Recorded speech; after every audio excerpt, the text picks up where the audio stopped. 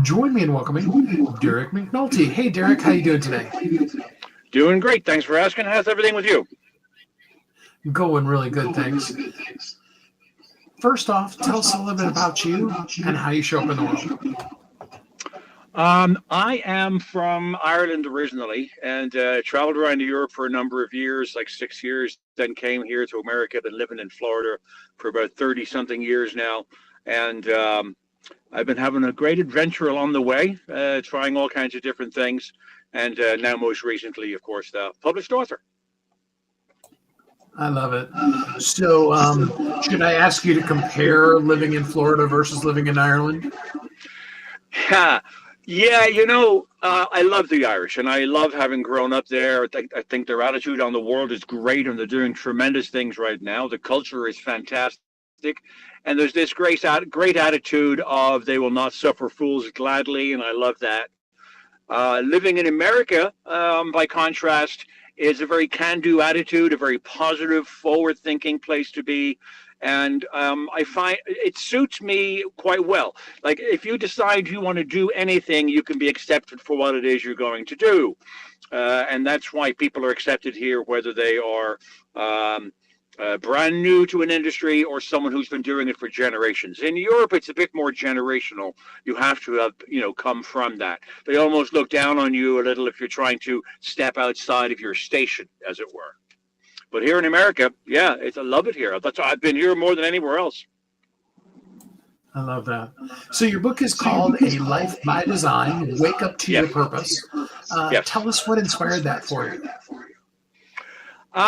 I had come to realize I kind of changed my life a couple of times over the years. I was a general contractor and electrical contractor, and then I became a scuba instructor, opened a dive store, and did that for a while. And then I was a pilot for a while, and every time I changed and transitioned, I found that there was a new way of looking at life, which gave me multiple perspectives.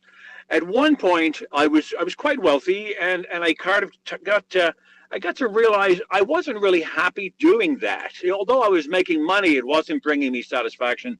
So I decided to quit doing all of that and listen to as many audiobooks as I can while driving for Uber.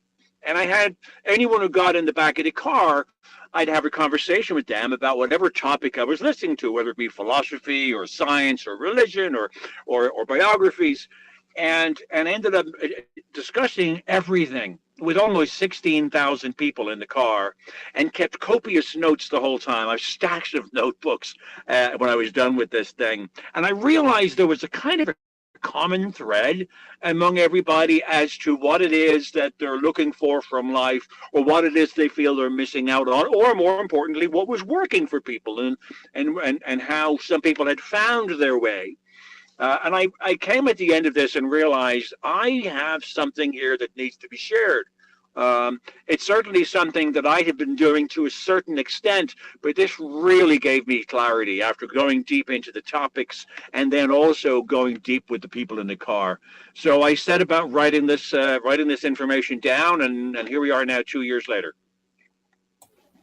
So, and of course, a person needs to get the book and read the whole thing to learn all the things. But if you had to pick out one thing, what's kind of your favorite point that you bring up in the book?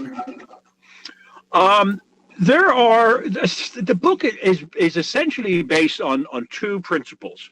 What you focus on expands. What you allow yourself to be exposed to is the thing you're going to get good at, and that sounds pretty obvious. But let me explain a little further. The more you practice something, the better you get at it. If you practice during your life the way you're doing it, you're going to repeat it. There's a thing called the reticular activating system. Now, this is a fancy name for that idea that when you get a new car, suddenly you notice a lot of that car on the road. And that's because this reticular activating system has been blocking out data it doesn't think you care about or want to know about. And so your view of life becomes very tunnel vision, and the more you live that as an experience, the more that tunnel gets tighter and tighter, because what you do the most you get good at, and so your life becomes good at doing that same very small thing the reticular activated system shows you, and over time it shows you less and less of the whole world. So what I talk about in the book is how to expand your ability to see more of what's going on. And as a result, you start to have more options available to you. You start feeling abundant. You start materializing things. You start manifesting things because the book shows you how to do those things. The other thing that it does is that most people go looking for joy and looking for happiness, when all you need to do is remove the things that are making you unhappy, removing the things that are making you suffer. And so the book shows you ways to expand your reticular activating system to not only point out how you've been acting before and what you've been allowing grow your life to be, but also how you can be a certain way that then exposes you to another way of living that doesn't cause a huge shift in your life, but it causes this gentle shift in your way of being that then has you see life with a more expanded point of view, less suffering, and therefore more happiness. And of course, we all want more happiness. So, with all the driving you did, especially, and all those conversations you had, is there one big complaint that everybody's making in life that you wish you could just solve for everybody? There's a couple. The biggest one, I guess, is if someone is single, or even if they're married but they're getting tired of it, they keep saying that they keep dating the same person. They can't. Why are all men this way? Why are all women this way? When the reality is that's not the truth. The truth is you keep seeing those because you keep being exposed to those because of your reticular activating system. It only shows you people who are the same as the ones you've already been with.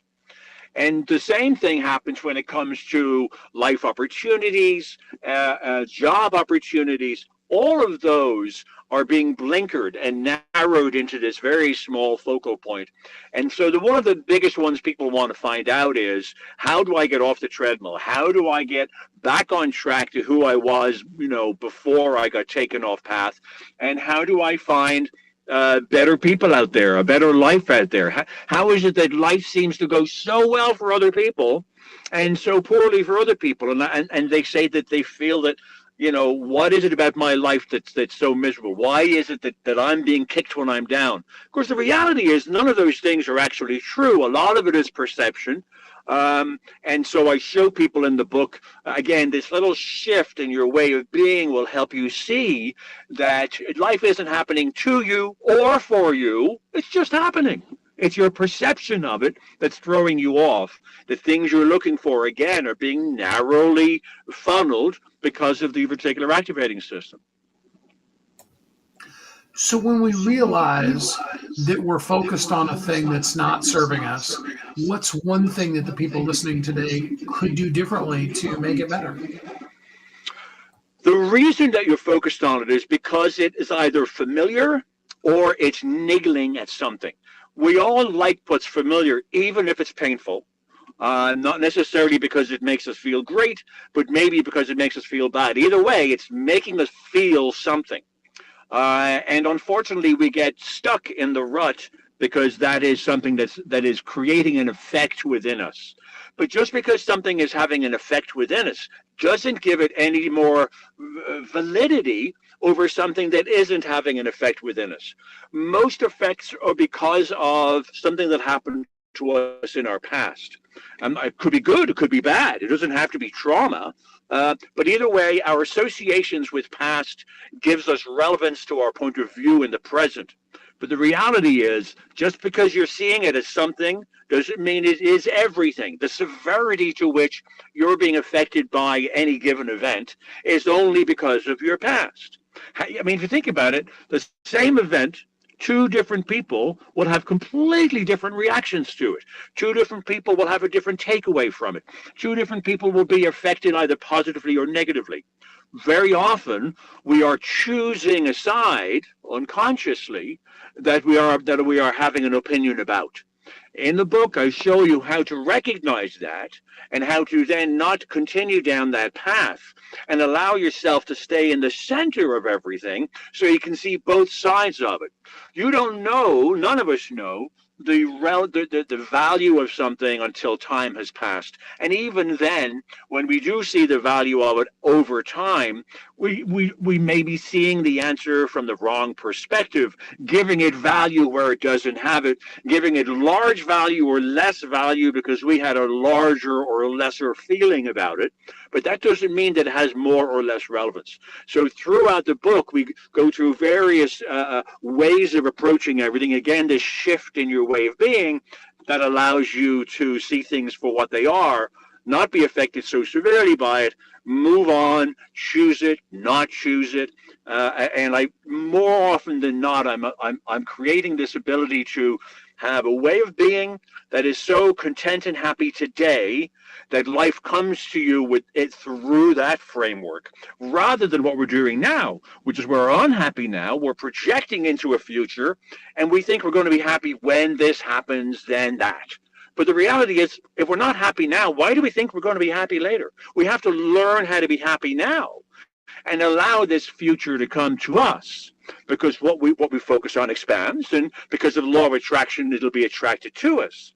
So it's most important today to be happy and let everything else find its own way. Stop reaching for things that you think are going to fix it, because you're seeing it through that very narrow tunnel of the reticular activating system. That's good stuff.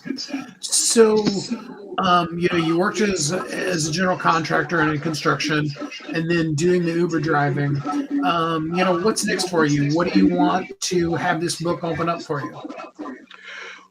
So the book really points out the relevance of mind, body, and spirit. The book talks about how our mind, our ego, is creating a certain world for us. The spirit I refer to as your reason for being, your desire to be present, things that are bigger than ourselves, time and nature, the bigger idea of things. And then, of course, there's the body. I'm a big fan of yoga personally. There are many ways to keep yourself in shape. But what I've done with this particular program is I've also created a yoga channel, which is almost online. It's not quite there. It's called Everyday Yogi Journey.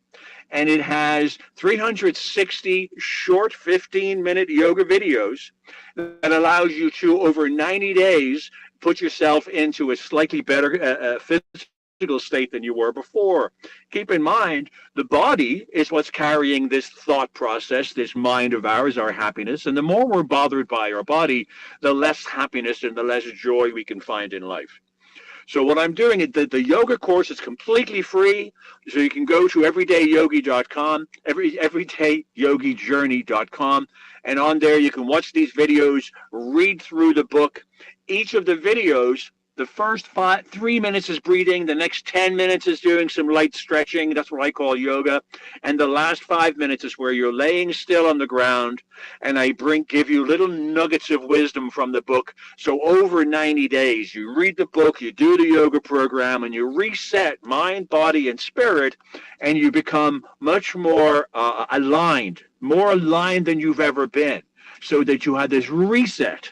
And you become the most authentic you've been, the most aligned you've been, the most powerful you've been, and certainly the happiest you've been in years, allowing the rest of your life to come to you again through that filter. I absolutely love that. So if people wanted to go deeper with you on that, what's your URL? Where could they go? You can go to the website lifebydesign.online. .coms, .net. This is one called .online. So lifebydesign.online. On there, you'll be able to purchase the book through Amazon there. You'll be able to look at videos that I post, which are little conversation points from the book. You'll also find a link to the yoga channel there.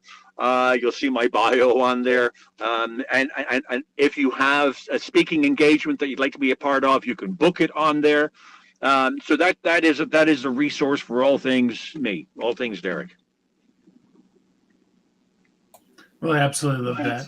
The book is called A Life by Design, Wake Up to Your Purpose by Derek McNulty. Derek, thanks so much for spending some time with us and for being a guest here on the show today. It's been great to have this opportunity. Thank you so very much, Steve. I look forward to talking to you soon.